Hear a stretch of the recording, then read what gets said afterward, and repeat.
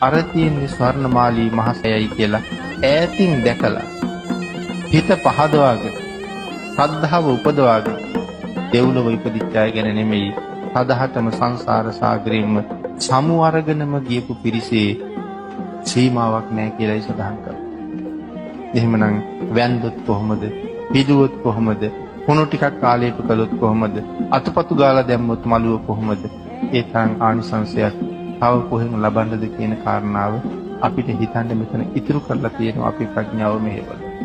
ඒ තරම් අප්‍රමාණ ආනිසංස සහිත මේ මහා පූජා වස්තුන් භාග්‍යතුන් වහන්සේගේ අනන්ත අප්‍රමාණ කරුණාව හින්දාම අපිට බුදුරජාණන් වහන්සේ දාන කරනවා. ඒ නිසාම සඳහන් කළා බුදුරජාණන් වහන්සේ කෙරෙහි යම් කෙනෙකුට ඇහි පිල්ලම් ගහන මාත්‍රයක් ප්‍රීතියක් ඇති වුණොත් ඒ ප්‍රීතියෙන් ලැබෙන ඵලය කෙනෙක් භාවනා කරලා කසින භාවනාව මුදුන්පත් කරලා කොයි තරම් මේ භාවනාව දියුණු වෙලාද මුළු ජම්බුද්වීපයේම තමන්ගේ මූණ ඉස්සරහා තියනවා වාගේ පේනවා.